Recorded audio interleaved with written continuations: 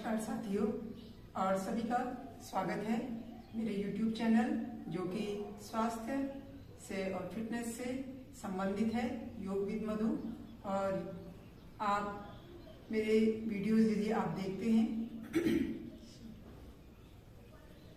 नमस्कार, सभी का स्वागत है मेरे YouTube चैनल योग विद मधु पे।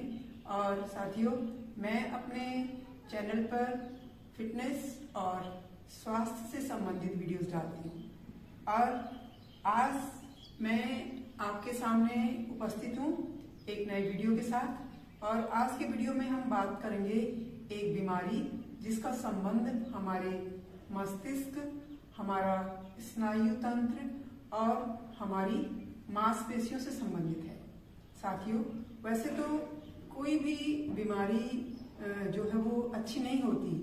अच्छा तो यही है कि हम स्वस्थ रहें। और स्वस्थ रहने के लिए हमें क्या करना है? कोई भी बीमारी हमारे शरीर को यदि लगती है तो उसके मेनली जो कारण, हर बीमारी में ये कारण अवश्य होते हैं। सबसे पहला तो हमारी जीवन शैली, दूसरा हमारा खान पान और तीसरा हमारे विचार। जैसा हम खाते हैं, जैसी हमारी दिनचर्या होती है और जैसा हम सोचते हैं, उसका प्रभाव हमारे शरीर पर, हमारे स्वास्थ्य पर, हमारे शारीरिक और हमारे मानसिक स्वास्थ्य पर पड़ता है। और जैसा मैंने आपको शुरू में बताया कि जो आज का वीडियो है उसका संबंध हमारे स्नायु तंत्र से है, हमारे तंत्रिका तंत्र से है, हमारे मस्तिष्क से है। इसमें यदि कोई डिसबैलेंस हो जाता है, तीन कारण तो मैंने आपको बता दिए, हमारी जीवन शैली, हमारी दैनिकचर्या, हमारा खान पान। इसके अतिरिक्त इसमें कुछ थोड़ा बहुत हाथ हमारी हेरिडिटी भी होती है। यदि कोई बीमारी हमारे परिवार में पहले से हो तो उस बीमारी को होने की संभावना हमें भी रहती है। किंतु यदि हमारी दिनचर्या सही है, हमारा खान पान सही है, तो हम बहुत हद तक उस बीमारी को ओवरकम कर लेते हैं, उस पर हम विजय प्राप्त कर लेते हैं। तो साथियों, अब मैं बता देती हूँ कि मैं किस बीमारी की बात कर रही हूँ। आज का जो मेरा टॉपिक है वो है पार्किंसन रोग। पार्किंसन रोग आपने सुना होगा। यूं तो ये बीमारी जो है वो इसका आमतौर पर इसकी शुरुआत जो होती है आदमी के अंदर, जब वो 40 साल की आयु को से आगे पहुंच जाता है। 40 से आगे जब हम पहुंचते हैं, 40 से 50, 50 से 60, 60 से 70, 75, यहाँ तक होते होते ये बीमारी की ये जो मतलब एक नॉर्मल इसकी एज है। लेकिन आजकल क्योंकि जैसा मैंने बताया, खान पान और जो दिनचर्या है वो हमारी बदल चुकी है, या ये कहूँ कि वो बिगड़ चुकी है, इसलिए कम उम्र में भी इसके रोगी जो हैं वो हमें दिखने लगे हैं। तो पार्किंसन रोग है क्या? पार्किंसन रोग जो है इसको हम कैसे देखते हैं? किसी व्यक्ति को हम कैसे समझते हैं? उसका जो व्यक्तित्व है उससे हमें कैसे पता चलता है? कोई आदमी यदि चल रहा है और उसका जो पोस्चर है वो थोड़ा आगे को और झुका हुआ है, कंधे झुके हुए हैं और उसके हाथ जो है, हाथ आगे पीछे मूवमेंट नहीं कर रहे हैं, हाथ बिल्कुल स्थिर हैं। तो यदि हमको नॉर्मली जब कोई ऐसा व्यक्ति दिखाई देता है तो हमारे दिमाग में बात आती है कि ये व्यक्ति जो है ये पार्किंसन रोग से पीड़ित है। इसके जो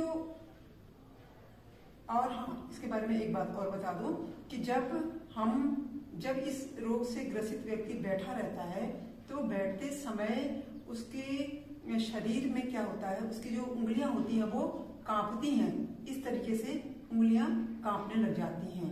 उसका अपने नर्वस सिस्टम पर कंट्रोल धीरे धीरे खत्म होने लगता है।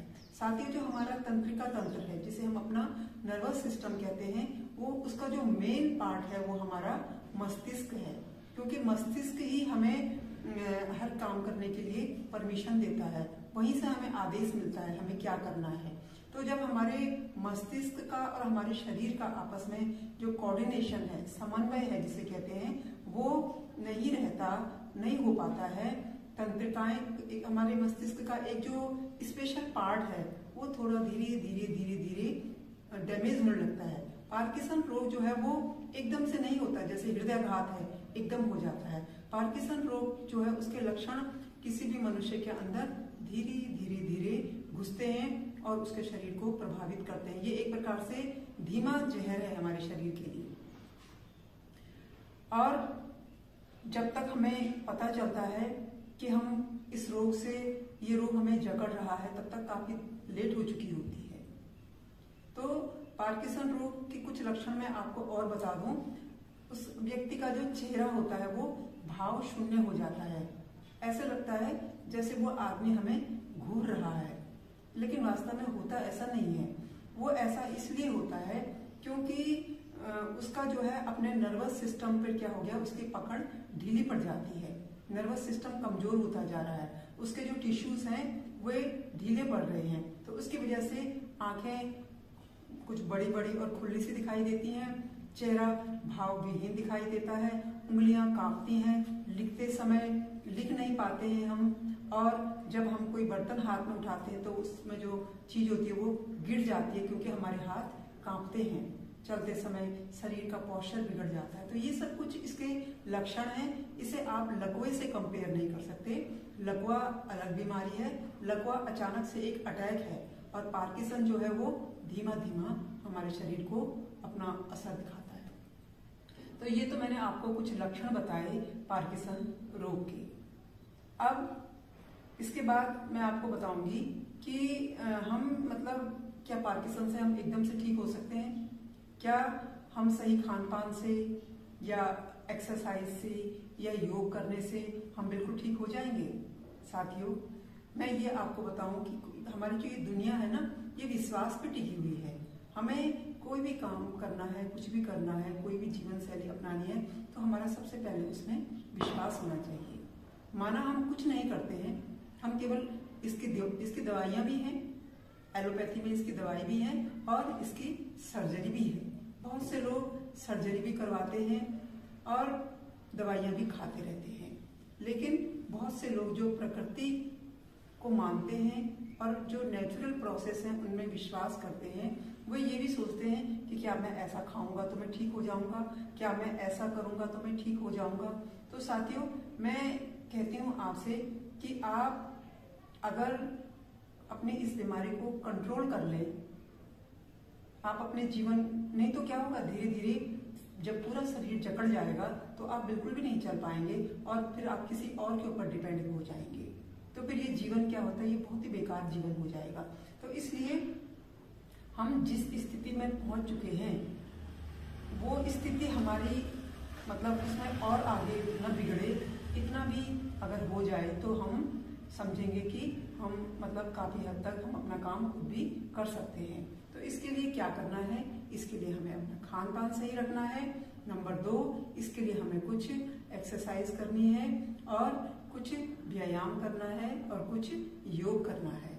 अब क्योंकि शरीर पे नियंत्रण कम होता जा रहा है तो कठिन योग तो नहीं कर सकते हैं, लेकिन फिर भी जो आप बैठ करके, जो आप लेट करके कर सकते हैं, या आप दीवार का सहारा लेकर के, या आप कुर्सी का सहारा लेकर के नॉर्मल जो कर सकते हैं उन्हें मैं बताऊंगी आपको। मैं इस पार्किंसन रोग पे करीब 3 वीडियो मैं आपके लिए बनाऊंगी। पहला जो मैंने ये आपके लिए वीडियो बनाया है, इस वीडियो में मैं आपको बता रही हूँ कि ये रोग के लक्षण हैं क्या। जिन्हें हो गया है उन्हें तो पता है क्या लक्षण है, लेकिन जिन्हें यदि बात मान लो कभी किसी को हो गया तो पता होने चाहिए। तो एक तो मैंने इसके ये रोग क्या है, इसके लक्षण क्या हैं, और दूसरा इस रोग से बचने के लिए हमें कैसा भोजन करना चाहिए और अपनी दिनचर्या कैसे रखनी चाहिए। तो दिनचर्या क्या करनी है कि आप सुबह के समय जो ताजी हवा होती है, ताजी हवा में हमें घूमना चाहिए, टहलना चाहिए। कम से कम 20, 25, 30 मिनट के करीब हमें टहलना चाहिए। ऐसी जगह पर टहलें जहाँ पर ट्रैफिक कम होता है। आप किसी पार्क में टहल सकते हैं, आप अपने गली के अंदर की जो सड़क है जिस पे ट्रैफिक नहीं होता वहाँ पे चल सकते हैं। यदि आप बिना सहारे के नहीं चल पाते तो आप छड़ी की सहायता से चलें, और इस तरीके से आपको चलना बहुत जरूरी है।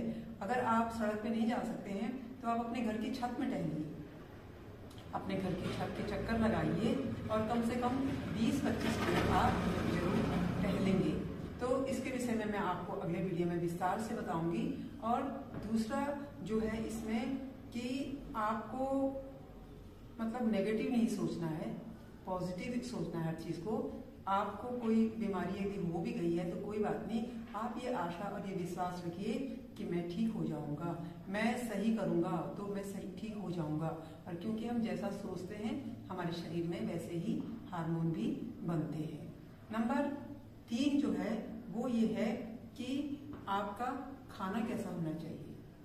आपको वो फास्ट फूड, क्योंकि साथियों ये बीमारियां भी तभी आई हैं जब से हमारा खान पान बिगड़ा है और जब से खान पान में क्या हो गया है, मिलावट आनी शुरू हो गई है। तो जैविक भोजन कीजिए और प्राकृतिक भोजन कीजिए, ज्यादा मिर्च मसाले वाला भोजन न करें और क्या कहते हैं नमक कम लें और नेचुरल प्रोडक्ट लें और समय पे खाना खाएं। ये सब काम आप करेंगे तो आप बहुत हद तक आप ठीक हो जाएंगे। और आपको पता ही है कि जब हम दूसरे के ऊपर डिपेंड हो जाते हैं तो जीवन कितना बुरा हो जाता है। हर इंसान ये सोचता है कि मैं जब तक भी ये जीवन हमें ईश्वर ने दिया है मैं तब तक अपना काम स्वयं करूं, मैं किसी दूसरे पर निर्भर ना हो।